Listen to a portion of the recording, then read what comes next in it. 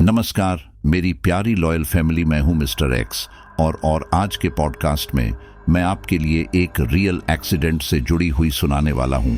और आपने उस जगह के बारे में काफ़ी सारी रहस्यमय बातें भी सुनी होंगी और इंटरनेट पर काफ़ी सारी जानकारी आपको उस चीज़ पर मिल भी जाती है। तो आज हम बात करने वाले हैं दिल्ली के मालचा महल की। ये महल दिल्ली के चाणक्यपुरी इलाके में स्थित है, जहां के जंगल और उसके भीतर का यह खंडहर महल अपनी अनकही कहानियों और रहस्यों के लिए कुख्यात है। यह स्थान जितना सुंदर था उतना ही खौफनाक भी, और इसकी हर दीवार जैसे किसी अदृश्य सत्य को अपने भीतर समेटे हुए है। महल के चारों ओर के पेड़ पौधे जैसे अपने में ही सिमट हुए हैं और उनका झुकाव इस ओर इशारा करता है कि यहाँ कुछ तो है जो असाधारण है। रात के समय इस महल में प्रवेश करना अपने आप में एक साहसिक कार्य है, क्योंकि यहाँ की हवा में कुछ ऐसा है जो आपकी आत्मा को झकझोर दे। यह सिर्फ एक इमारत नहीं, बल्कि समय के साथ जमे हुए दुख, त्रासदी और वीरानी का प्रतीक बन चुका है। ये कभी एक शाही जीवन का गवाह रहा था, अब समय की मार और उपेक्षा के कारण एक भूतहा खंडहर में तब्दील हो चुका है। कई लोग बताते हैं कि इस जगह पर जो जाता है वो वापस नहीं लौट कर आता है। काफ़ी सारे लोग जो भूतिया चीज़ों को जानने में इंटरेस्टेड होते हैं, जैसे कि पैरानॉर्मल इन्वेस्टिगेटर होते हैं, वो भी वहाँ पर जाते रहते हैं। कई सारे ब्लॉगर्स वहाँ पर जाकर वीडियो बनाते हैं और भूतों को दिखाने की कोशिश करते हैं। तो आज जिस इंसान की कहानी मैं आपके लिए लेकर आया हूँ वह एक पत्रकार था, और जब मैं इस महल के बारे में रिसर्च कर रहा था तब भी मुझे पता चला कि एक पत्रकार वहां पर गया था और उसने उन सभी चीज़ों को वहां पर महसूस किया। लेकिन समस्या यह थी कि वो पत्रकार महोदय इन सभी बातों को शेयर नहीं करना चाह रहे थे। पता नहीं क्यों, शायद उनके अंदर वो डर बैठ गया हो, इस वजह से दोबारा वो उस घटना को याद ना करना चाहते हो। लेकिन फिर काफ़ी सारी रिक्वेस्ट करने के बाद वो उस पूरी घटना को हमारे साथ शेयर करने के लिए तैयार हुए। तो मैं चाहता हूं कि इस पूरी स्टोरी को आप उन पत्रकार के पर्सपेक्टिव से ही सुने। लेकिन स्टोरी शुरू करने से पहले मैं आपसे कहूंगा कि हम आपके लिए इतनी मेहनत से कमाल की स्टोरीज लेकर आते हैं, लेकिन काफ़ी लोग अभी तक भी हमारी फैमिली के मेंबर नहीं बनी है। तो चैनल को सब्सक्राइब करके इस रिश्ते की गांठ को मजबूत कर लीजिए, ताकि हर रोज़ आपको बेहतरीन से बेहतरीन कहानियाँ मैं दे सकूं। और हाँ, जितने भी लोग कहानी सुन रहे हैं वो अपना प्यारा सा कमेंट ज़रूर करते हैं। तो चलिए स्टोरी को शुरू करते हैं। नमस्कार साथियों, माफ़ी चाहता हूँ मैं अपना नाम आपके साथ शेयर नहीं कर सकता, लेकिन मेरे साथ जो हादसा हुआ था मैं आपको वो पूरा शेयर करने वाला हूँ। जब पहली बार मैंने उस डर को महसूस किया तो काफ़ी समय तक तो मैंने उस डर के बारे में किसी से चर्चा ही नहीं की। काफ़ी समय तक मैं अपने घर में गुमसुम ही रहा। लेकिन जब मुझे मौका मिला कि इस कहानी को मैं बाकी लोगों को भी सुनाऊं, तो फिर मुझे थोड़ी बहुत हिम्मत मिली कि अगर मैं कहानी को नहीं सुनाऊंगा तो फिर लोगों को उस भयावह रात का पता कैसे चलेगा। और शायद जो डर मैंने महसूस किया है, जो गलती मैंने की है, वो शायद और कोई भी ना करे। तो यह महल दिल्ली के चाणक्यपुरी इलाके में बीच जंगल में स्थित है। ये जंगल दिन के उजाले में भी इतना घना और भयावह लगता था कि इसकी गहराइयों में क्या छुपा हो सकता है, यह सोचकर ही रोंगटे खड़े हो जाते थे। जब आप इस जंगल के भीतर कदम रखते हैं तो मानो समय की परछाई आपको अपनी ओर खींच लेती है। पेड़ों की शाखाएं जैसे आपको रोकने की कोशिश करती हैं और पत्तों की सरसराहट आपको सावधान करती है कि आप अनजाने में ही किसी रहस्य की सीमा में प्रवेश कर रहे हैं। 2017 की ही बात है जब इस महल में रहने वाले अली रजा की मृत्यु हुई थी। उस समय हर अखबार और न्यूज़ चैनल पर इस महल और उसकी रानी के बारे में खबरें आ रही थी। यह महल जो अब वीरान हो चुका था, अपने आप में एक रहस्य था। अली रजा की मृत्यु ने इस महल को और भी रहस्यमयी बना दिया था। उस समय हर कोई इस महल के बारे में जानना चाहता था, और यही कारण था कि मैं भी वहां स्टोरी कवर करने पहुंचा था।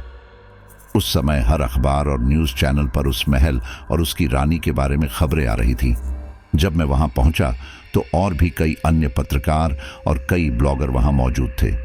हर किसी की आंखों में जिज्ञासा और एक अनकहा डर झलक रहा था। महल का वातावरण ऐसा था कि जैसे समय भी यहाँ ठहर गया हो और आप इस खौफनाक सच के सामने खड़े हो जिसे आप समझने की कोशिश कर रहे हो। महल में प्रवेश करने पर मैंने वहां का सामान देखा तो मैं भी काफी प्रभावित हुआ। हर एक चीज एंटिक थी।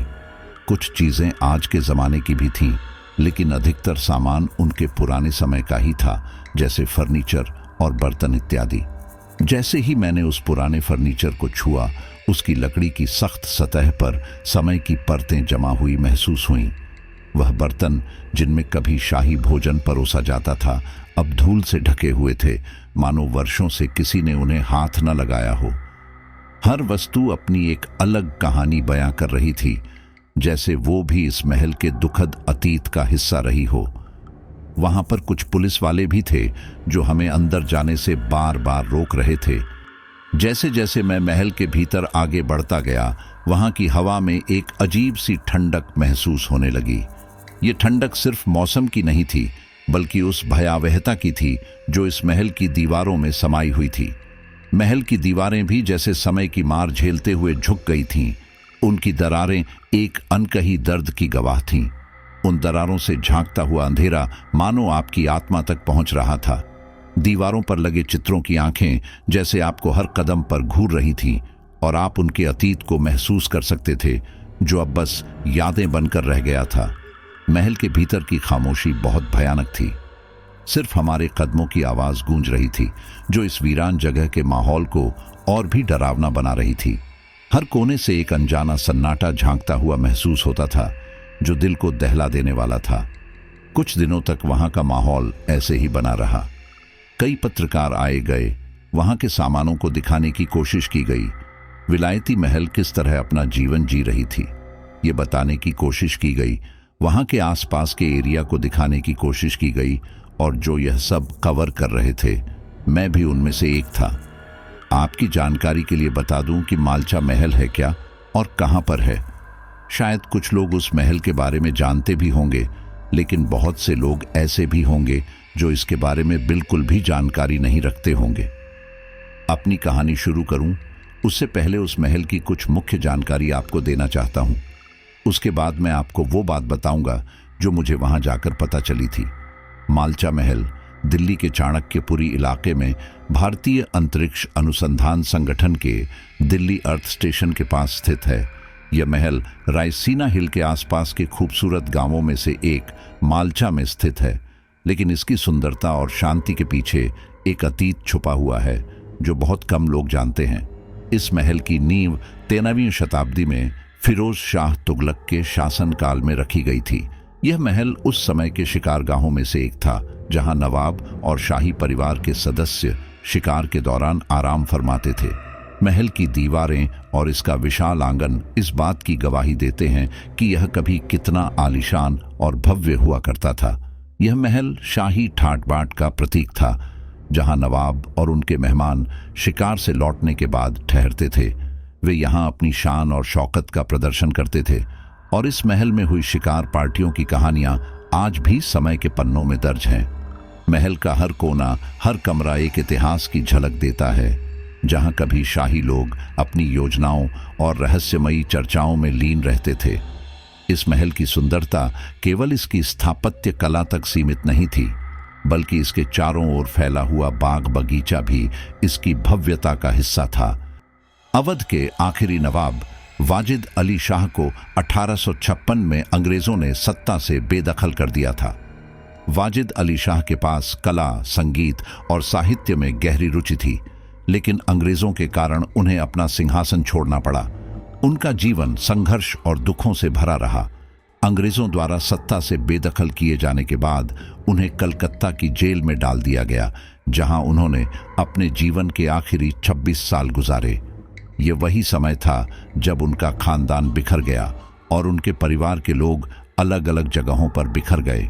जब 1947 में इंडिया को आज़ादी मिली, तब तक वाजिद अली शाह का खानदान इधर उधर बिखर चुका था, लेकिन कई लोग क्लेम कर रहे थे कि वो नवाब के खानदान के हैं। प्रधानमंत्री नेहरू ने नवाब के खानदान को कश्मीर में एक घर दिया, जो उन्हें थोड़ी राहत दे सका, लेकिन नवाबी ठाट बाट के आदी ये लोग इस साधारण जीवन से संतुष्ट नहीं हो सके। उनके लिए वह घर मात्र एक छाया था।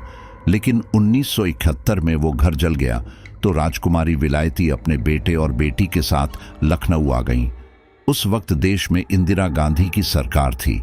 उस सरकार ने तो राजाओं के भत्ते भी खत्म कर दिए थे, तो उनके पुराने महलों को कैसे दे दिया जाता। विलायत महल के लिए यह एक और बड़ा झटका था। उन्होंने अपनी पूरी जिंदगी अपने परिवार की खोई हुई प्रतिष्ठा को वापस पाने में लगा दी थी, लेकिन अब उन्हें एक बार फिर से अपने अस्तित्व के लिए संघर्ष करना पड़ा। अपने शाही खून के बावजूद उन्हें अब एक सामान्य नागरिक की तरह जीने पर मजबूर होना पड़ा। इस बदलाव ने उनके मनोबल को तोड़ दिया था। उन्हें अपनी पहचान के खो जाने का गहरा दुख था। वह अपने पुराने शाही जीवन की यादों से बंधी हुई थी और इसी वजह से उनके भीतर एक गहरी पीड़ा और असंतोष पनपने लगा था। इसी कारण से बेगम ने नई दिल्ली रेलवे स्टेशन पर अपना राज्य बना लिया था। बेगम के बेटे रियाज ने कहा था कि हम लोग रिक्वेस्ट नहीं करते हैं, मांग करते हैं। उन्होंने इंदिरा गांधी से भी अपने लिए एक महल की मांग की, जबकि इंदिरा गांधी उन्हें एक अच्छा खासा घर देने के लिए तैयार थीं। लेकिन बेगम के दिमाग में बस यही था कि उन्हें महल में रहना है। इसीलिए इंदिरा गांधी के प्रॉमिस के बाद मालचा महल उनको दे दिया गया। लेकिन यह महल, जो कभी शाही शान का प्रतीक था, अब खंडहर में बदल चुका था। इसमें न तो बिजली थी और न ही पानी की सप्लाई। महल की जर्जर स्थिति उनके लिए एक और चुनौती थी, लेकिन उन्होंने इसे अपने शाही वंश का आखिरी ठिकाना मानकर स्वीकार कर लिया। उन्होंने इस खंडहर को भी अपने गर्व और प्रतिष्ठा का प्रतीक बना लिया, मानो यह साबित करना चाह रही हों कि वे अभी भी नवाब वंश की असली वारिस हैं, चाहे परिस्थितियां कितनी भी विपरीत क्यों न हों। आर्कियोलॉजिकल सर्वे ऑफ इंडिया के एक अफसर धर्मवीर शर्मा इस महल का निरीक्षण करने गए थे, तो एक सांप सीलिंग से उनकी बांह पर गिर गया। धर्मवीर ने उस वक्त कहा था कि अब मैं उस महल में कभी नहीं जा सकता। पता नहीं बेगम कैसे रहती हैं वहां पर। सिर्फ छिपकलियां, सांप और चमगादड़ रहते हैं। ऐसा कहा जाता है 1933 में विलायत बेगम ने इसी महल में अपने हीरे की अंगूठी खाकर आत्महत्या कर ली थी। बेगम की लाश 10 दिन तक उनकी डेस्क पर रखी रही थी। लोगों का मानना यह भी था कि अपना वजूद खो देने से बेगम पागल हो चुकी थी। वो एक साइको रानी थी। कुछ लोगों को यह भी लगता कि इस महल में खजाना छिपा हुआ है, जैसा कि हिंदुस्तान में हर महल को लेकर लगता है। 24 जून 1994 को कुछ उत्साही लोग इस घर में उसी खजाने की तलाश में घुस गए थे। तब दोनों भाई बहन डर गए थे। उन्हें डर हो गया कि कहीं ये लोग खजाने के चक्कर में उनकी मां की कब्र न खोद दें। इसीलिए दोनों भाई बहन ने अपनी मां खुद ही कब्र खोदी और मां की बॉडी जला दी, ताकि मां की बॉडी और कब्र को कोई नुकसान न पहुंचे। इसके बाद राख को एक बर्तन में रख दिया। इस घटना के बाद दिल्ली के लेफ्टिनेंट गवर्नर ने उनको रिवॉल्वर मुहैया कराई। एक वक्त था कि उन लोगों के पास 28 कुत्ते थे, लेकिन आसपास के लोग उन कुत्तों को जहर देते रहते थे। कुछ कुत्ते तो जहर देकर मार गया और कुछ कुत्ते ऐसे ही। लोगों ने उनके महल से चांदी और सोने के सामान भी चुरा लिए थे, लेकिन धीरे धीरे इस महल के भुतहा होने की बात फैलने लगी। लोग कहने लगे कि एक दो पत्रकार भी कहानी की तलाश में इस महल में घुसे, लेकिन वापस नहीं लौटे। भाई बहन का बाहरी दुनिया से कोई वास्ता नहीं था। वो बस खाने पीने का सामान लेने घर से बाहर निकलते थे, वो भी मुंह पर कपड़ा बांध के। महल के सोने चांदी से उनका काम चलता रहा। पत्रकार, अफसर समेत नेताओं ने उनसे कई वादे किए थे, लेकिन सबने बाद में बात बदल दी थी। कई लोगों ने उनके झूठे बयान पेश कर दिए, जिसकी वजह से उनकी छवि खराब हुई। वे लोग एक गुमनाम जिंदगी जी रहे थे। दोनों भाई बहन बहुत अच्छे से पढ़े हुए हैं। सकीना ने तो मां के ऊपर एक किताब भी लिखी है। किताब का नाम है प्रिंसेस विलायत महल, अनसीन प्रिंसेस। लेकिन यह किताब नीदरलैंड्स, फ्रांस और ब्रिटेन की लाइब्रेरियों में मौजूद है, इंडिया में नहीं। अब ये तो वे सारी बातें हैं जो हमें लोगों के मुंह से पता चलती हैं। इन बातों के बीच मुझे एक और रहस्य पता चला, जो शायद किसी को पता हो। ये बात मुझे एक आदमी ने बताई थी। उसे समय मैं इस पर पूरी तरह विश्वास तो नहीं कर सकता था, लेकिन मुझे लगता है आप लोगों को भी इस बारे में पता होना चाहिए। विलायत महल साइको जैसी बातें क्यों करती थी? उनकी मानसिक स्थिति ऐसे क्यों हो गई थी? जब उनकी मानसिक स्थिति बिगड़ी तो उन्होंने क्या अनुभव किया? इन सब के बारे में मैं आज आपको बताने वाला हूं। जिस साल अली रजा की मृत्यु हुई तो कई लोग जैसे पत्रकार, ब्लॉगर आदि उस महल में जाने लगे और उसके बाद से तो आम जनता भी वहां जाने लगी। इस बीच एक बार मैं भी वहां की स्टोरी कवर करने गया था। मैं वहां शाम के वक्त पहुंचा था क्योंकि मैं चाहता था कि मेरे काम में कोई खलल ना पड़े। जब मैं वहां पहुंचा तो वहां पूरी तरह से सन्नाटा था। आसपास कोई नहीं था। वह महल देखने में डरावना भी लग रहा था। महल के अंदर का माहौल बहुत ही विचित्र और भयानक था। मैंने देखा कि कुछ सामान इधर उधर बिखरा हुआ था। यह बिखरा हुआ सामान सिर्फ पुरानी यादों का प्रतीक नहीं था, बल्कि ऐसा लग रहा था जैसे किसी अनदेखी शक्ति ने इसे इधर उधर कर दिया हो। हर वस्तु पर धूल की मोटी परत जमी हुई थी जो समय के गुजर जाने का संकेत दे रही थी।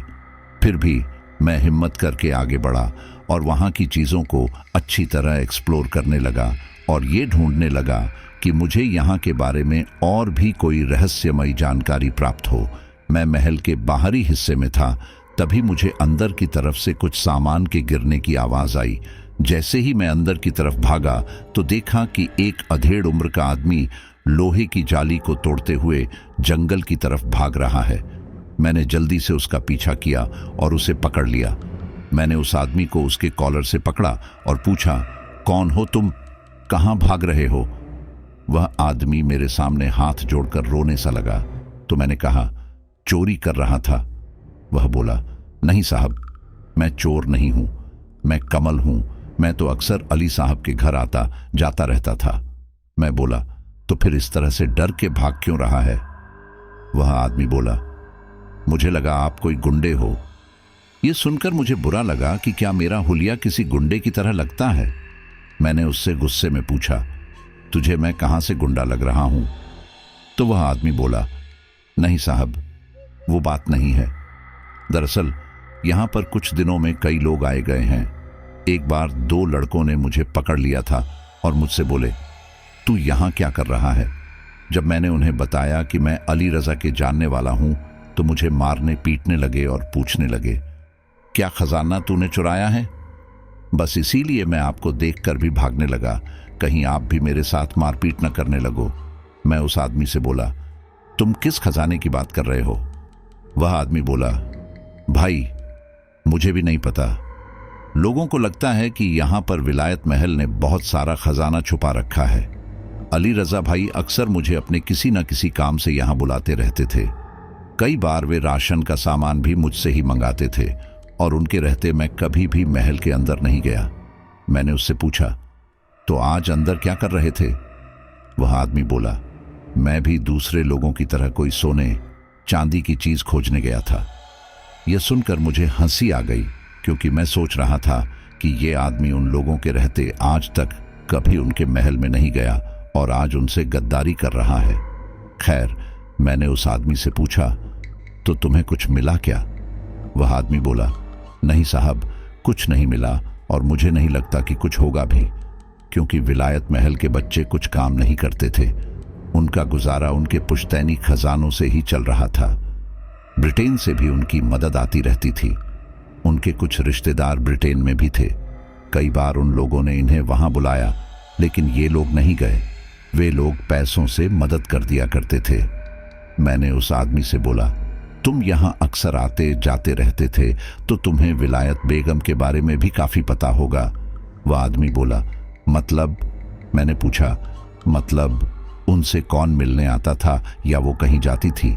वह आदमी बोला, वो तो कहीं नहीं जाती थी, लेकिन उनके बेटे कई बार साइकिल से बाहर गए हैं और उनके साथ मैं भी गया हूं। मैंने पूछा, अच्छा, और इनके बारे में और क्या जानते हो? कुछ रहस्य भरा? वह आदमी बोला, सब कुछ रहस्य ही है।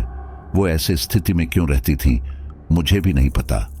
मैंने कई बार उनकी बेटी सकीना से भी कहा कि बाहर की दुनिया में जाकर जियो, लेकिन इस बात पर मेरी ही डांट पड़ जाती थी।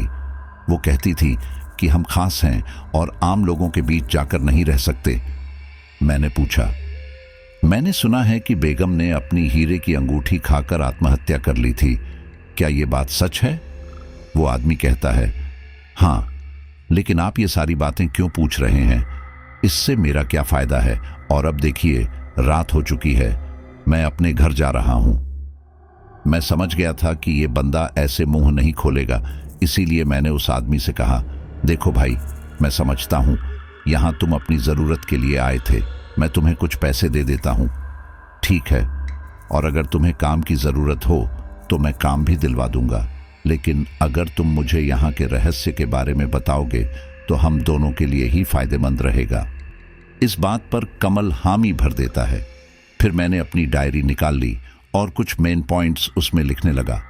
कमल ने मुझे बताया, साहब, विलायती महल तो यहाँ काफी समय से रह रही थी, लेकिन मुझे उस वक्त यहाँ बुलाया गया जब उन्हें अपने महल में चारों तरफ लोहे के जाल लगवाने थे, जैसे जाली होती है ना, ठीक वैसे ही, क्योंकि आसपास जंगल ही जंगल था और अक्सर जंगली जानवरों का महल में घुसने का डर रहता था।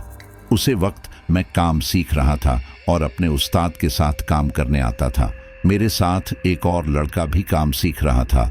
बेगम ने कभी भी हमें महल के अंदर नहीं आने दिया, लेकिन बस तब जब खिड़कियों और दरवाजों का काम होना था। बेगम बड़े ही अजीब स्वभाव की थी।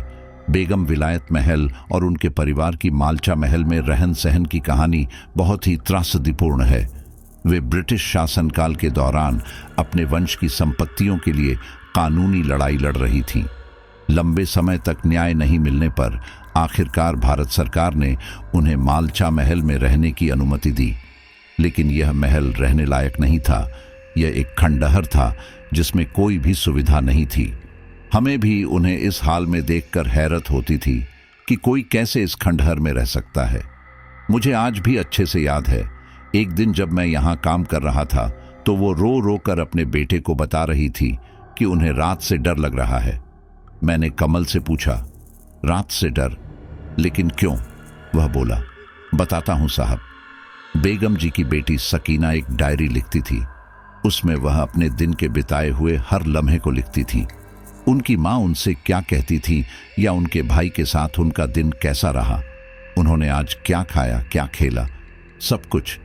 वो शायद ये सब इसीलिए लिखती होंगी ताकि आने वाले कल में लोगों को उनके जीवन जीने के बारे में पता चल सके। मैंने उससे पूछा, तुम्हें कैसे पता कि सकीना कोई डायरी लिखती थी? वो बोला, अरे साहब, वो जब सकीना जी की मौत हो गई थी ना, तब मैंने वो डायरी चुरा ली थी, ये सोचकर कि शायद इसमें खजाने के बारे में लिखा होगा। ऐसा कहते हुए कमल हिचकिचा रहा था, लेकिन क्या करें, इंसानी फितरत है। मैंने उससे आगे पूछा, क्या लिखा था उस डायरी में? वह बोला, वो उसके रोजमर्रा की बातें लिखती थीं। जब मैंने खजाने के चक्कर में वो डायरी पढ़ी तो कुछ और ही लिखा हुआ था, कुछ बहुत खौफनाक। मैंने अचंभे से पूछा, क्या क्या खौफनाक?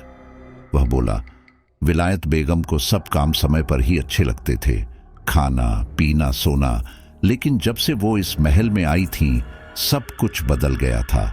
जरूरत का सामान तो मिलता था, लेकिन वैसा नहीं जैसा वो चाहती थी। मैंने कई बार विलायत बेगम को अकेले में किसी से बात करते हुए सुना था। मैंने अपनी आंखों से देखा था कि उनके सामने कोई खड़ा नहीं है, लेकिन फिर भी वो किसी से बात कर रही हैं। ऐसा करने पर उनकी बेटी सकीना भी उन्हें टोकती थी कि तुम किससे बात कर रही हो, लेकिन वह कुछ नहीं कहती थी और अपनी बेटी को ही डांट देती थी। वह ऐसा क्यों करती थी, कुछ नहीं पता। मुझे लगता था कि वो औरत पागल है। फिर जब मैंने सकीना की डायरी पढ़ी तो मुझे पता चला कि विलायत बेगम कहती थी, उन्हें कोई दिखता है, कोई ऐसा दिखता है जिसे कोई और नहीं देख सकता। उस डायरी में सकीना ने लिखा था कि उसकी माँ ने उन्हें बताया, एक रात वह सो रही थी तो अचानक उन्हें किसी ने आवाज दी और बेगम उठकर बैठ गई। महल में अंधेरा था, केवल एक लालटेन ही जल रही थी। बेगम ने उस लालटेन की रोशनी को तेज किया तो पाया कि महल की दीवारें धीरे धीरे कम होती जा रही हैं। कम से मतलब महल धीरे धीरे सिकुड़ रहा है और बेगम महल में दबती जा रही है। जैसे जैसे महल की दीवारें पास आती जा रही थी, महल की दीवारों से खून बहता जा रहा था। शुरुआत में खून धीरे बह रहा था, फिर धीरे धीरे उसका बहाव बढ़ गया और बहाव इतना बढ़ गया कि विलायत बेगम उसमें डूबने लगी। जब वो चिल्लाकर अपने सपने से उठी तो उनके बेटा और बेटी दोनों डर चुके थे। सकीना ने अपनी माँ से पूछा था, माँ क्या हुआ, आप चिल्लाई क्यों? तो बेगम ने अपना वो सपना बताया। इस पर सकीना और अली रजा काफी घबरा गए, क्योंकि उस समय उनकी उम्र इतनी भी नहीं थी कि वह भरे जंगल में इस खंडहर महल में ये सब सुनने के बाद अपने आप को संभाल पाते। अगले दिन मैंने खुद विलायत बेगम को कच्चा मटन खाते हुए देखा था। वह अपने बच्चों को भी उसे खाने के लिए कह रही थी, जिस पर सकीना और अली रजा दोनों ही मना कर रहे थे। ये सब मुझे काफी अजीब लग रहा था। मैं बेगम को देखे जा रहा था, जिस पर उन्होंने मुझे डांट दिया और कहा कि मैं अपना काम करूं। मैं चुपचाप अपना काम करता जा रहा था। उनकी हालत देखकर मुझे भी डर लगता था, इसलिए मैं अपना काम जल्द से जल्द खत्म करना चाहता था। एक बार विलायत बेगम जंगल में खड़ी किसी पेड़ से बात कर रही थी और मैं घर लौट रहा था। उनको इस तरह किसी पेड़ से बात करता देख मैं रुका और उनसे बोला, मैडम जी, आप किससे बात कर रही हैं? बेगम साहिबा मेरी तरफ आई और उन्होंने मुझे कसकर एक थप्पड़ जड़ा। मेरा गाल वहीं सन्न रह गया। मैं समझ ही नहीं पाया कि उन्होंने मुझे क्यों मारा। मैं उनको देखता रह गया और वह बोली, बेवकूफ, तुझे दिखता नहीं है कि मैं कुछ जरूरी बात कर रही हूं? मैंने उनके आसपास देखा, मुझे कोई नजर नहीं आया। मैं चुपचाप वहां से चला गया। पहले तो मुझे लगा कि मैडम पागल है, लेकिन बाद में मुझे एहसास हुआ कि वहां उन तीनों के अलावा और भी कोई रहता है। मैंने कमल से पूछा, उन तीनों के अलावा और कौन रह सकता है? वो बोला, मुझे नहीं पता, मैंने आज तक नहीं देखा।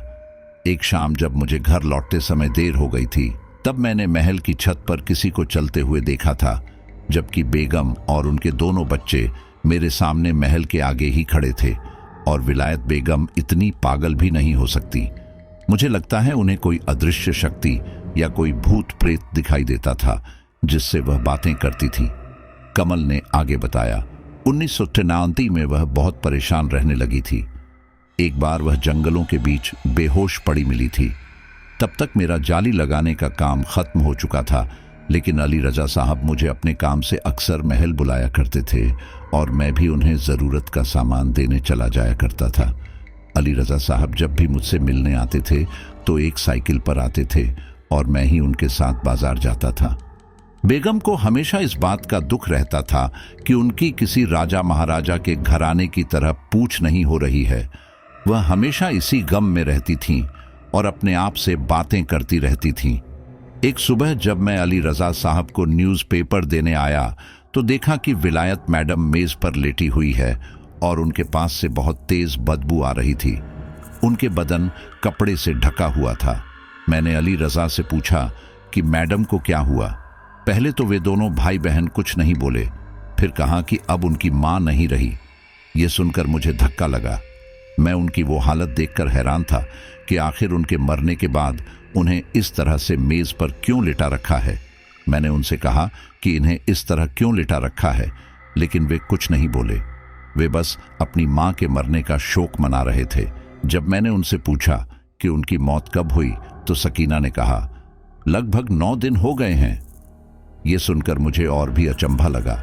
उस वक्त तो मैं अली रजा साहब और सकीना मैडम से भी डर गया था। मैं तो उल्टे पांव ही वापस लौट रहा था, लेकिन फिर मुझे उन दोनों पर तरस आया तो मैं उन्हें समझाया कि इस तरह से डेड बॉडी को यहाँ रखना ठीक नहीं है।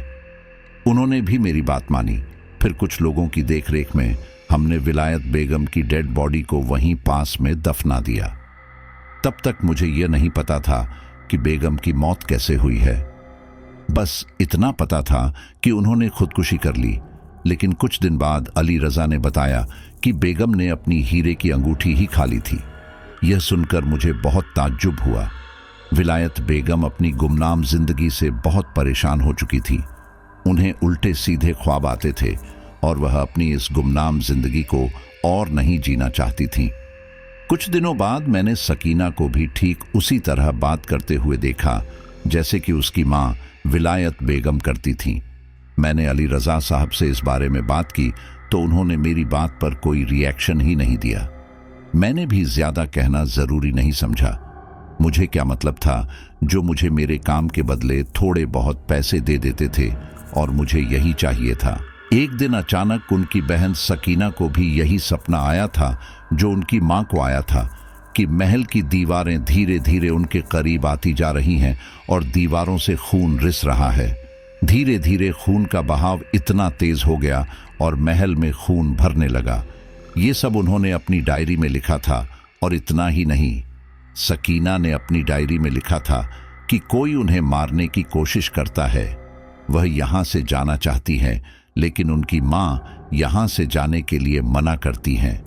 सकीना को उनकी मां दिखाई देती थी। यह सब पढ़कर मैं काफी डर गया था। मुझे लगने लगा था कि कोई भूत प्रेत का मामला ना हो, इसीलिए वो डायरी मैंने पूरी पढ़ी ही नहीं और वो डायरी मैंने अपने घर के एक कोने में रख दी। उसके कुछ दिनों बाद सकीना की भी रहस्यमय ढंग से मौत हो जाती है। मैंने उनकी मौत के बारे में भी पूछा लेकिन अली रजा ने कोई जवाब नहीं दिया। अब पिछले साल जब अली रजा की मौत के बारे में पता चला तो मुझे बहुत अफसोस हुआ। मैंने कमल से कहा, क्या वह डायरी अभी भी तुम्हारे पास है?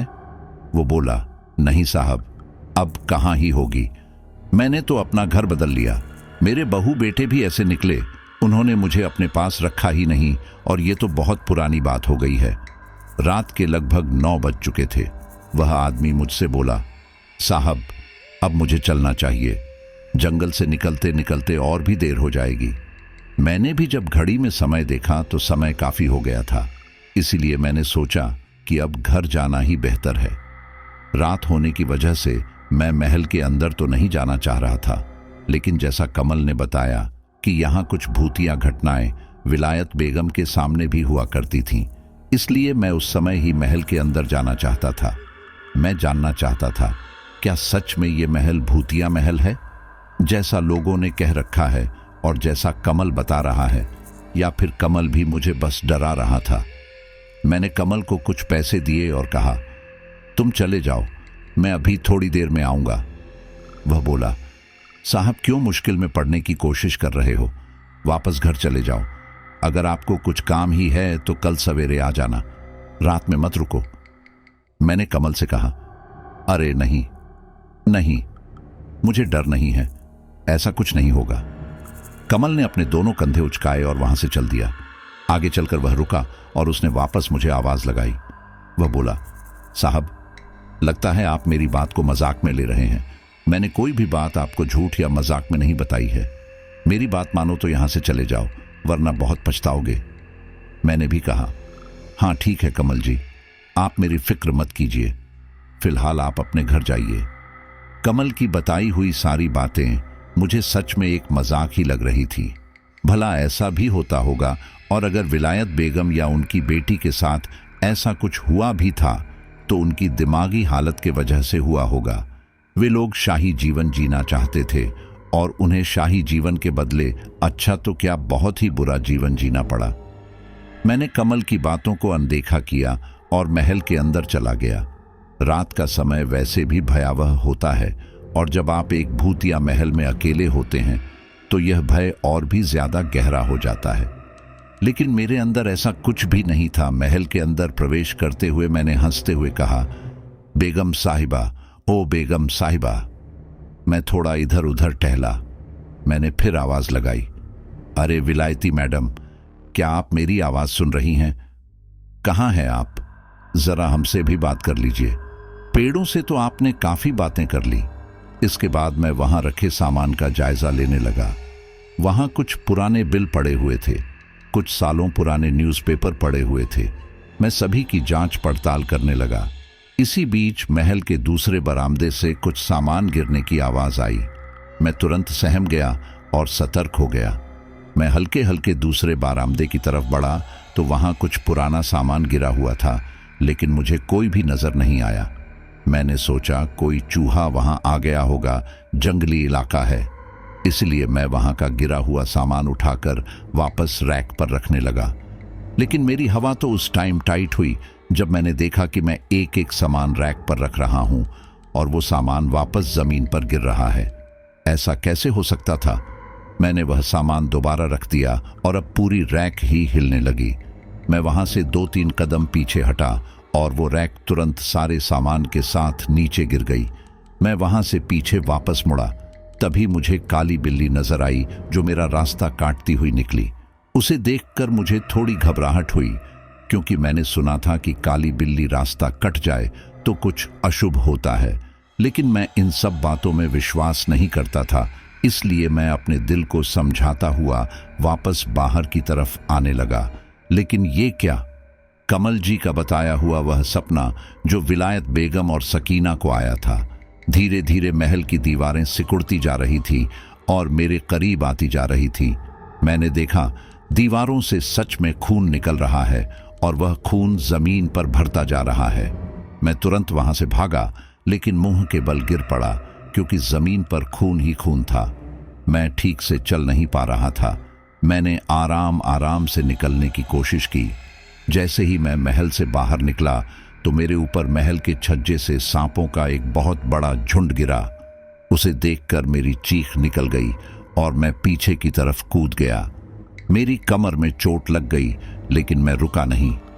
मैं जंगल की तरफ भागा, लेकिन वहां मुझे एक औरत दिखाई दी जो कि पेड़ से बातें कर रही थी और हंस रही थी। मेरे दिमाग में एकदम कमल की सारी कहानी घूमने लगी और मैं सोचने लगा कि मैंने कमल की बात ना मानकर बहुत बड़ी गलती कर दी है। वह महल घने जंगलों के बीच था। उस जंगल से तरह तरह की आवाज आने लगी। वह महल न लगकर एक खंडहर लग रहा था, पुराना जर्जर।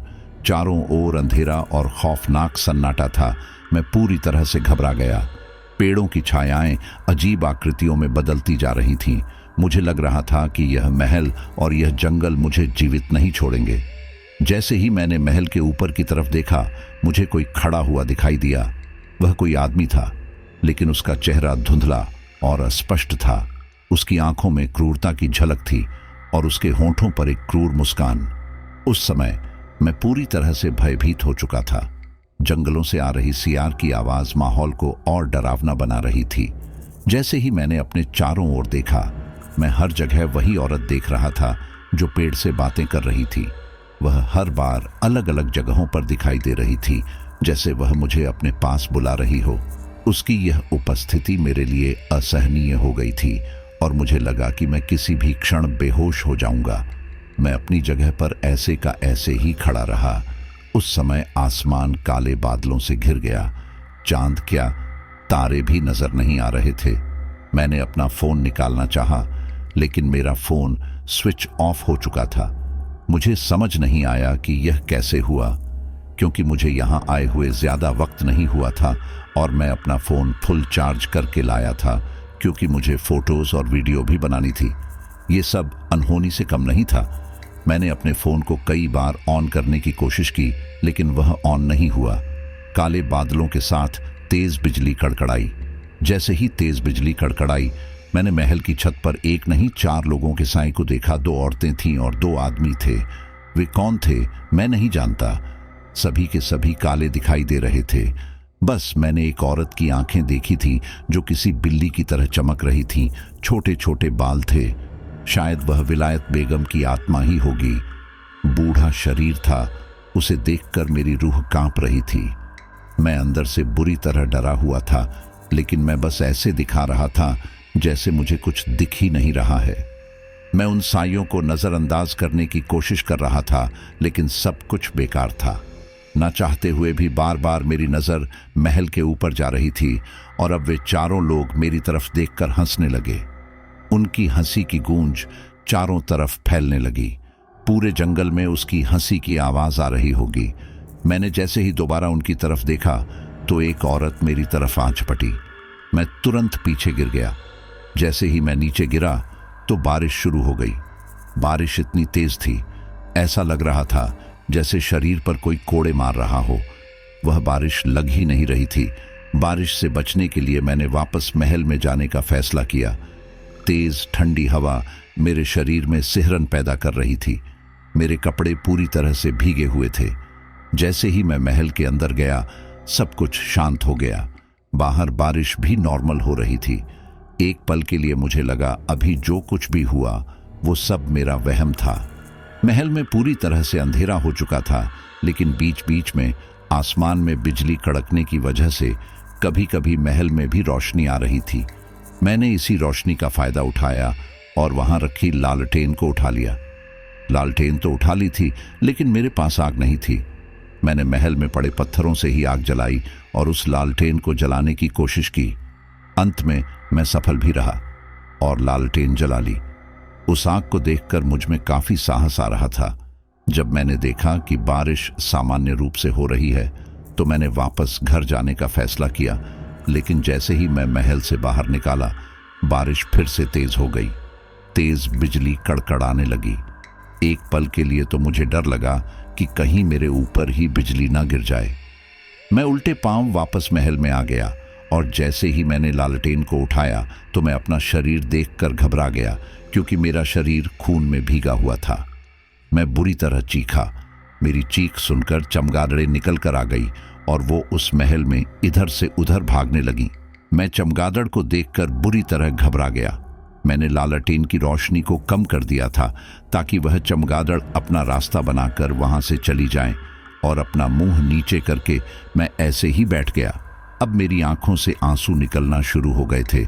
मेरा साहस अब जवाब देने लगा था। मैं अपने घर वापस जाना चाहता था। मैंने अपने मन में ठान लिया था कि मैं अब कभी भी ऐसी जगह पर नहीं जाऊंगा जहां पर कोई भी किद्वंती फैली हो। वहां एक चीज और भी अजीब थी। जब कभी बारिश होती है तो आपने सुना होगा, बारिश एक आवाज के साथ होती है, और अगर तेज बारिश हो तो तेज आवाज होती है। लेकिन वो बारिश पता नहीं कैसी थी। उसमें कोई आवाज नहीं थी, बिल्कुल शांत बारिश थी। बहुत ही अजीब बारिश थी। जब बारिश की बूंदें शरीर पर पड़ रही थी तो ऐसा लग रहा था कोई कंकर या पत्थर मार रहा हो। मुझे नहीं पता कि वो बारिश थी या कुछ और। महल के अंदर बैठे हुए लग ही नहीं रहा था कि बाहर बारिश हो रही है। माहौल बिल्कुल शांत था। जब मैंने पाया कि मैं बाहर जाने में असमर्थ हूं, तो मैंने चीखना चिल्लाना शुरू कर दिया कि शायद आसपास कोई हो और वो मेरी आवाज सुनकर मेरी मदद के लिए आ सके। लेकिन मैं गलत था। मैं काफी देर तक चिल्लाता रहा। किसी ने मेरी आवाज नहीं सुनी। हार कर मैं चुप हो गया और कुछ देर बाद ही मुझे ऐसी आवाज आई जैसे कोई कुछ खा रहा हो। पहले वो आवाज धीमी थी, फिर धीरे धीरे तेज होने लगी। मैं ना चाहते हुए भी उस आवाज की ओर बढ़े चला जा रहा था। मैंने एक बरामदे से दूसरे बरामदे में कदम रखा तो देखा वहां पर एक औरत खून लगा हुआ कुछ खा रही है। जैसे ही मेरी नजर जमीन पर पड़ी तो मुझे उल्टी आने लगी, क्योंकि वहां अधकटा कुत्ता पड़ा हुआ था। ये समझते हुए मुझे देर नहीं लगी कि वो औरत और कुछ नहीं बल्कि कुत्ता खा रही है। मैं उल्टे पांव दूसरी तरफ भागा। दूसरी तरफ जाने पर मैंने देखा कि एक काले कपड़े पहने आदमी, जिसका चेहरा उसके बालों से ढका हुआ है, वह मेरी तरफ तलवार लेकर खड़ा है। मेरा साहस अब जवाब दे रहा था। फिर भी मैं जल्दी से उस आदमी को धक्का देते हुए भागा और बाहर चला गया। बाहर अभी भी बारिश हो रही थी। मैं बारिश में भीगते हुए भागता रहा। बारिश मेरे बदन पर ऐसे लग रही थी जैसे कोई कंकर या पत्थर मार रहा है। जब मुझसे सह नहीं हो गया तो मैं एक घने पेड़ के नीचे खड़ा हो गया। मैं वापस महल में नहीं जाना चाहता था। चारों तरफ घने पेड़ दिखाई दे रहे थे, जबकि ये पेड़ मुझे दिन में नहीं दिख रहे थे। वहां कुछ देर मुझे सुकून रहा, लेकिन अगले ही पल उस पेड़ से भी मेरे ऊपर बारिश आने लगी थी। तभी मुझे एक कर्कश हंसी सुनाई दी। वो हंसी की आवाज ठीक मेरे ऊपर से ही आ रही थी। जैसे ही मैंने ऊपर देखा, एक बार फिर मेरी चीख निकल पड़ी, क्योंकि ऊपर वही औरत बैठी हुई थी और उसके मुंह से खून निकल रहा था। मैं धीरे धीरे अपने कदम पीछे कर रहा था। पेड़ पर लटकी उस औरत के पैर धीरे धीरे मेरी तरफ लंबे होते जा रहे थे। मैं शायद कुछ और देर वहां रुकता तो वो मुझे मार ही देती। मैं वहां से भागा, लेकिन अब जमीन पर चलना भी मुश्किल हो रहा था, क्योंकि बारिश की वजह से जमीन दलदली हो गई थी। जगह जगह कीचड़ थी जिसमें मेरे पैर धंस रहे थे। फिर भी मैं चले जा रहा था। जहां तेज चल सकता था वहां तेज चल रहा था। जहां कदम नहीं पड़ रहे थे वहां थोड़ा धीमे चल रहा था। अचानक मेरा पैर एक ऐसे गड्ढे में गया जहां से निकलना मुश्किल हो रहा था। मैंने अपने आप को बड़ी मुश्किल से निकाला। मुझे आसपास की मिट्टी खोदनी पड़ी, तब जाकर मेरा पैर निकला, लेकिन वह नज़ारा और भी खौफनाक था जब मैंने देखा कि गड्ढे में कंकाल पड़ा हुआ है। मुझे नहीं पता वह कंकाल किसका था। मैं अब बस उस जंगल से निकलना चाहता था। मेरे मन में अब और बुरे बुरे विचार आ रहे थे। मुझे नहीं पता कि वह मेरा वहम था या सच था, लेकिन मैं जिधर देखता मुझे वो औरत दिखाई दे रही थी। वो औरत मुझे देखकर बार बार हंस रही थी और कभी गुस्से से घूर रही थी। ऐसा लग रहा था जैसे वो बेगम की ही आत्मा है और मेरे यहाँ आने पर वह ना खुश हो। मैं जंगल में इधर उधर भटकता रहा और वापस उस महल की तरफ पहुंच गया, लेकिन मैं उस महल के अंदर नहीं जाना चाहता था। इसीलिए मैंने हिम्मत नहीं हारी और एक बार फिर वापस जंगल में जाने लगा। अब मैंने अपने इष्ट देवता को याद करना शुरू कर दिया था, क्योंकि मैं इन सब से परेशान हो गया था और मैं समझ गया था कि मैं इन सब से बाहर इतनी आसानी से नहीं निकल सकता। मैंने अपने मन ही मन में अपने इष्ट देवता को याद किया और इस मुश्किल से निकलने की प्रार्थना की। मैं बारिश में भीगता रहा और भगवान को याद करता रहा। कुछ ही देर में मौसम शांत हो गया। अब हल्की हल्की बूंदाबांदी हो रही थी। धीरे धीरे दिन निकलने लगा था। मैं जंगल से बाहर निकल रहा था, लेकिन मुझे सही रास्ता नहीं मिल रहा था।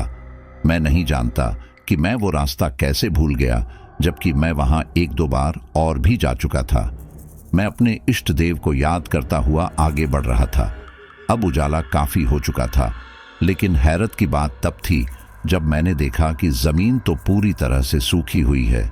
न कोई दलदली जमीन है, ना ही पेड़ों का कोई पत्ता गीला है। मैं ये देखकर काफी हैरान था। सुबह की रोशनी में महल की दरारें और छत की टूटी हुई टाइल्स साफ दिखाई दे रही थीं, जैसे कि वे रात भर की कहानी को चुपचाप सुन रही हों। उससे भी बड़ी हैरानी तब हुई जब मुझे बंजर पेड़ों की अधिकता दिखी। मुझे अच्छे से याद है, रात मैंने काफी सारे हरे भरे पेड़ देखे थे जो अब लगभग सूख चुके थे। मैंने दूर दूर तक नजर डाली, मुझे उजड़ा हुआ जंगल ही नजर आया। मैं मुख्य सड़क तक पहुंच ही गया था। मैं वहां खड़ा होकर सोच रहा था कि क्या सच में मैंने वह सब अनुभव किया था या यह मेरी कल्पना का परिणाम था। मेरे मन में एक अजीब सी उलझन थी। मैंने सोचा, क्या रात के अंधेरे में महल की दीवारें सच में मेरे करीब आई थीं, या वह सब मेरे डर का खेल था। वह खून जो दीवारों से रिस रहा था, क्या वह वास्तविक था या मेरी घबराहट का नतीजा।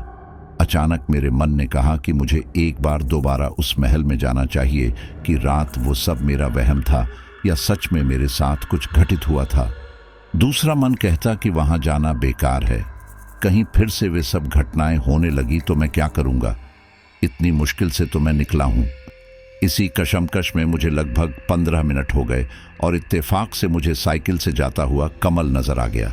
मैंने तुरंत कमल को रोका और उससे कहा, क्या तुम मेरे साथ महल तक चल सकते हो? वह बोला, क्यों साहब, क्या हुआ? आप गीले कैसे हो रहे हो और आप अभी तक यहीं हो, घर नहीं गए थे? मैंने कहा, नहीं, मुझे इस महल में दोबारा जाना है, क्या तुम मेरे साथ चल सकते हो? वह कुछ देर यूं ही सोचता रहा। फिर मैंने उससे कहा कि ठीक है, तुम्हें मैं थोड़े पैसे दे दूंगा, अब तो चलो। मैं कमल को इसलिए साथ लेकर जा रहा था क्योंकि अब अकेले हिम्मत नहीं थी कि उसे महल में जाऊं। मैं उन सब बातों से डर रहा था जो मेरे साथ कल हुई थी। पैसे देने की बात पर कमल ने मेरे साथ जाने के लिए हामी भर दी। जैसे जैसे मैं वापस जंगल की तरफ बढ़ रहा था और उस महल की ओर बढ़ रहा था, सब कुछ बिल्कुल नॉर्मल था, बिल्कुल वैसा ही जैसे कल शाम के समय था। मुझे यकीन नहीं हो रहा था कि कल तेज बारिश ने पूरे जंगल को, पूरी जमीन को भिगो दिया था और आज सब कुछ सूखा कैसे है। अंत में मैं और कमल उस महल तक पहुंचे तो वहां सब कुछ बिल्कुल वैसा था जैसे एक दिन पहले था। मैंने कमल से अंदर चलने के लिए कहा तो मेरे पीछे पीछे आया। वह रैक जो कल अपने आप गिर गई थी और मुझे डरावना एहसास दे रही थी, वह रैक अपने आप अपनी जगह पर खड़ी थी और उस पर सामान भी ठीक वैसे ही रखा हुआ था जैसे पहले था। मेरे चेहरे पर डर साफ दिख रहा था। मेरा चेहरा देखकर कमल बोला, क्या हुआ साहब, आप परेशान लग रहे हो, आप कल यहाँ रुके थे या चले गए थे? मैंने कमल से कहा, हाँ, मैं तो चला गया था। मेरे अंदर हिम्मत नहीं थी कि मैं कमल को सच बताऊं। मैंने आधे घंटे रुककर उस महल का अच्छी तरह निरीक्षण किया। मैं बार बार कोशिश कर रहा था कि मुझे वो औरत फिर से दिखाई दे, या बाकी लोगों में से कोई भी दिखाई दे तो मैं कमल से पूछूं कि ये कौन है। लेकिन अफसोस, मुझे कोई नजर नहीं आ रहा था। ऐसा लग रहा था जैसे कल यहाँ कुछ हुआ ही ना हो, वह सब कुछ मेरा सपना हो। लेकिन मेरे कपड़े गीले थे, मैं नहीं मान सकता था कि वह मेरा सपना है। मैं जब वापस आया तो मैंने कमल को कुछ पैसे दे दिए। कमल ने मुझे आखिरी बार पूछा, साहब, क्या आप सच में उसे महल में नहीं रुके थे? मैंने कहा, नहीं। कमल ने कहा, ठीक है, अगर रुक भी गए थे तो अब उन लोगों को दूसरा मौका मत देना। वो कल की ही रात थी जब विलायत महल ने आत्महत्या की थी। उसकी ये बात मुझे बहुत रहस्यमयी लगी। मैंने उससे अब और कुछ पूछना जरूरी नहीं समझा। मुझे लगा कल जो कुछ भी मेरे साथ हुआ शायद इसी वजह से हुआ होगा, क्योंकि कल बेगम की मौत हुई थी। मैं इन सब बातों को यहीं खत्म कर देना चाहता था। वो मेरा पहला ऐसा अनुभव था जब मैं यह कह सकता था कि हाँ, दहशत होती है, भूत होते हैं। कुछ दहशत तो हमें हमारी कल्पना ही बना देती है, जो कि सच्ची घटनाओं से प्रेरित होती है। मैं आज भी जब भूत प्रेत की बात करता हूँ तो मुझे वह घटना याद आती है। ऐसा नहीं है कि आज उस महल में लोग नहीं जाते हैं। आज तो गवर्नमेंट ने उस पर अपना अधिकार बना लिया है। लोग आज भी वहाँ ब्लॉगिंग करने जाते हैं, और पहले भी जाते थे। लोग ये दिखाने के लिए भी वहाँ जाते हैं कि यहाँ भूत है या नहीं, और उन्हें कुछ नहीं मिलता। लेकिन भाई, एक बात बताओ, जब आप फुल तैयारी के साथ वहाँ जाओगे, 3-4 कैमरा लेकर, लाइट लेकर, लोगों का ग्रुप लेकर जाओगे, तो आपके साथ क्या घटित होगा? तो आपको कोई कैसे नजर आएगा? मेरी मान के आप एक रात अकेले तो वहाँ रुको, लेकिन मैं किसी को यह सलाह नहीं दूंगा। शायद वह सब मेरे दिमाग का वहम हो, लेकिन फिर भी मैं नहीं कहूँगा कि आप में से कोई भी उस मालचा महल में एक रात भी अकेले जाओ। ये भूत प्रेत आपको ऐसे ही अपना एहसास नहीं दिला सकते। इन्हें मैंने एहसास किया है, और मैंने एक चीज़ का अनुभव और किया कि हम इनसे जितना डरते हैं, ये उतना ही हमारे ऊपर हावी होती है। वापस लौटने के बाद मैंने कुछ दिन तक तो किसी से कोई बात ही नहीं की, और ना मैं किसी से मिला। मेरे दिमाग में हर वक्त बस वह महल और उस रात की बातें घूमती रहती थीं। कुछ दिन मैं सबसे दूर रहा था। मेरे परिवार वाले भी कह रहे थे कि तुझे क्या हो गया है, लेकिन मैंने इन सब चीज़ों पर काबू पाया और अपने आप को पागल होने से बचा लिया। मैं निश्चित ही सकता हूँ कि अगर मेरे जैसा हादसा किसी के साथ भी हुआ है तो शायद आज उसकी मानसिक स्थिति ठीक नहीं होगी, क्योंकि मैं भी इस कगार पर था। ये तो मेरे भगवान का मुझ पर करम है कि मैं सही सलामत हूँ। मेरी कुछ बातें शायद लोगों को झूठ लग सकती हैं, लेकिन यह तो वही जानता है जिसके साथ होता है। मेरी एक बात हमेशा याद रहना, कोई भी शक्ति आपको अपना एहसास अपनी मर्जी के हिसाब से कराती है, ना कि आपकी मर्जी के हिसाब से। बहुत से लोग आज भी खेल मस्ती करने के लिए वहां चले जाते हैं। उनमें से कुछ गायब हो चुके हैं। मैंने कई लोगों से सुना है कि वहां लोग गए हैं और वापस नहीं आए हैं। मेरी एक बात हमेशा याद रखना, कोई भी बात अफवाह तब बनती है जब उसमें थोड़ी बहुत भी सच्चाई होती है। तो साथियों, हमारी आज की ये स्टोरी यहीं पर कंप्लीट होती है, और एक बहुत बड़ा रहस्य मैंने आपके सामने लाने की कोशिश की है, और पत्रकार महोदय ने जो अपने साथ घटना घटी है उसको हमारे साथ शेयर किया है, ताकि लोगों को भी पता चल सके कि ऐसी चीजें होती हैं। कुछ लोग इन चीजों को अफवाह मानते हैं, मजाक मानते हैं या अंधविश्वास मानते हैं, लेकिन जिसके साथ ये घटनाएं घटित होती हैं वही जानता है कि ये चीजें कितनी वास्तविक होती हैं। और शायद जब तक आपके परिवार में आपके लोगों के साथ ये घटना घटित नहीं होगी, तब तक शायद आप इन पर यकीन भी ना करें। तो ये आपकी चॉइस है कि आप इस पर यकीन करें या ना करें। तो साथियों, मुझे यकीन है कि आपको इस स्टोरी काफ़ी पसंद आई होगी। बहुत कम लोग ऐसे होते हैं जो आखिर तक कहानियों को सुन रहे हैं, लेकिन अगर आप कहानी को आखिर तक सुन रहे हैं तो लिखिए, हम हैं मिस्टर एक्स की लॉयल फैमिली जो आखिर तक सुनते हैं पूरी स्टोरी, और आपका नाम अगली स्टोरी में लेने की कोशिश लूँगा। चलिए अब हम अपने लॉयल फैमिली मेंबर्स के नाम लेते हैं। रामकिशोर नई दिल्ली, शुभम नागपुर, रॉकी और Jasmine Jharkhand, Ali Ahmed Saifi social worker Uttar Pradesh, Supriya Verma Uttar Pradesh, Arvind Goswami Ghazipur, Muskan Himachal. बहुत बहुत धन्यवाद। मिलते हैं अगली स्टोरी पर।